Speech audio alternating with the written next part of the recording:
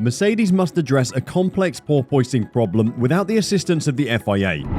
What are Mercedes' options for resolving their porpoising issues? How have their competitors mitigated the impact? And should the FIA get involved? What should the Silver Arrows upgrade to get back on track? Let's talk about it. Since the start of the 2022 season, porpoising has been one of the most talked about topics in Formula 1, and the Azerbaijan Grand Prix weekend was no exception. The Baku City circuit and its layout compounded the bouncing issues suffered by teams up and down the order, with Mercedes being hurt more than others, much as they were early in the season. Most teams have been able to handle the issue through development updates since the problem first appeared and returned at the beginning of the year. Ferrari, for example, experienced porpoising in Baku, but the issue had little effect on the team's performance, with Charles Leclerc securing yet another pole position. The Scuderia has managed to mitigate its impacts, while competitors Red Bull, who did not report any porpoising concerns in Baku, may be said to have completely removed the problem. But as support for FIA intervention builds, what can be done to decrease porpoising, and is there anything that can be done to permanently cure it?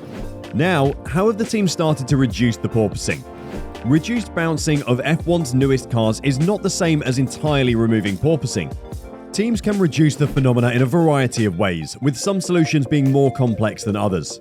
The most straightforward way is to raise the ride height, which prevents the car from being sucked so near to the ground that the airflow beneath it is disrupted and the car bounces back up.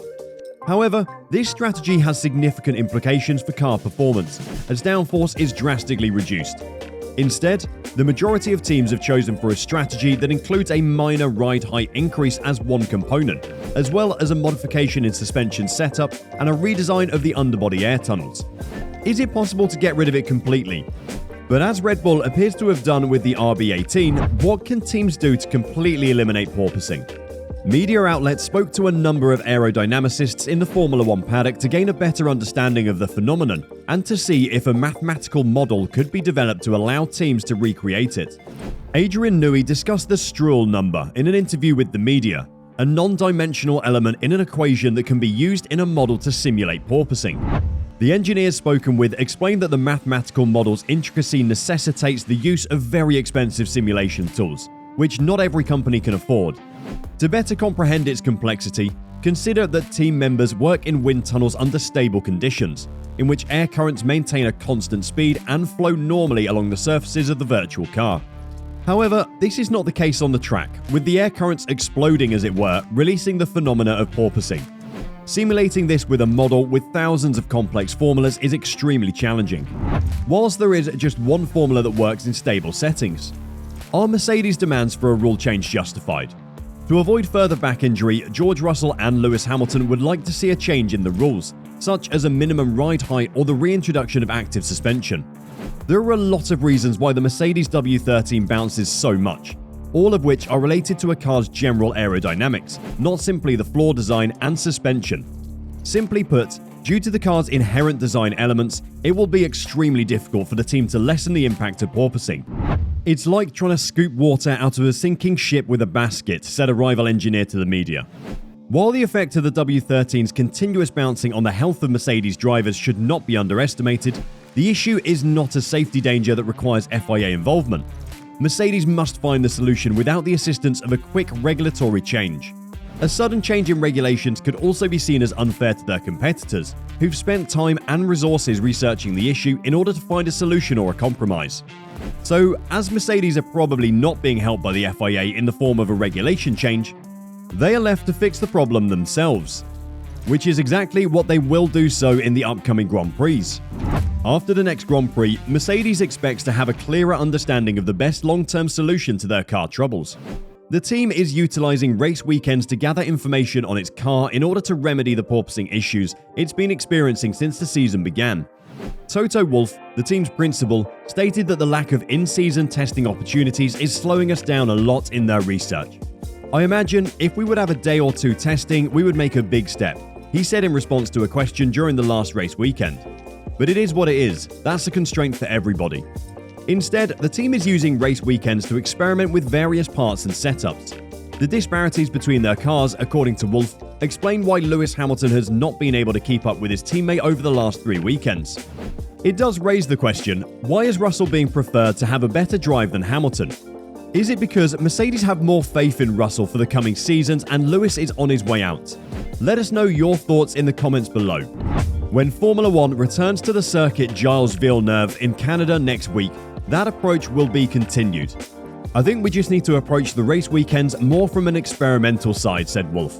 We are, at the moment, not in the hunt for a race win on merit. I think we're a good way behind the top teams. We just need to see those situations, maybe not with the view of optimizing the single session, but with a view of understanding. This is what we're doing, and this is what we're going to do tomorrow and in Montreal.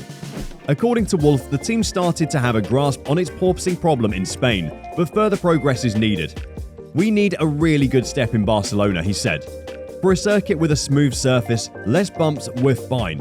I think we have a good car, and we're able to unlock the performance in the race, but in quali, we were lacking a bit. But that is easy to explain, because we've had now 2 months that we're trying to solve the porpoising, and not being able to add baseline performance, that bites us a bit. For us, we need understanding. We understand what's going on, we understand also what we need to do. It means, in a way, Montreal is a really good race for us next week because Montreal is bouncy. Montreal is high curb ride, and after Montreal, I expect to have a better view. Wolff is confident that the experiments they're conducting will identify the optimum long-term development path for the difficult W13 project.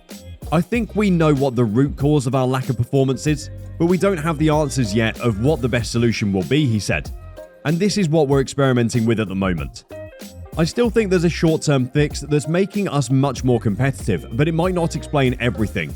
And I'd like to get the car in the right position for the second half of the year and also for next year. So the learning is more key than short-term optimization for a weekend. So what has gone wrong for Mercedes? Why are they enduring so many problems? After all, they've been on top for the last 8 years. Surely they could have found a solution by now. Are they better off to throw away the concept of the W13 and design a completely different car? Or should they stick to the W13 concept and try to improve it until the end of the season? The magnitude of the issues in Monaco and Baku has rekindled discussion over the Mercedes concept and if it needs to be overhauled for 2023. After the Baku race, team leader Toto Wolff stated that there were no holy cows on the car that would not be dumped if the team thought that other options were available. But for the time being, Chauvelin says the focus is on acquiring engineering answers, dismissing suggestions that a change in sideboard shape, for example, would be a solution for the problems. The ride issues are unlikely to be due to the shape of the bodywork of the car, as some of it is definitely mechanical. If you have a car that's generating downforce closer to the road so its peak is lower, then you've got less room to play with, and you have to inherently run it stiffer. There's a lot of areas that we're looking at, so I think it's probably simplifying it to say, do we suddenly make a car that looks radically different and head off in a different direction? The way that we look at it as engineers is we will identify which areas are good enough and which are not good enough and work on those. At the moment, the list of areas not good enough is bigger than we'd like, so we need to get stuck into dealing with that. This leaves us with the fact that Mercedes are yet to find a solution, but we can say for certain that Lewis Hamilton will once again drive with an experimental setup in the coming races. So if the team have found a solution, Lewis will be the first to show it to us. Let us know your thoughts in the comments. Like and subscribe to our channel if you've enjoyed. As things stand, at least for now, the Mercedes drivers will have to endure another bumpy ride.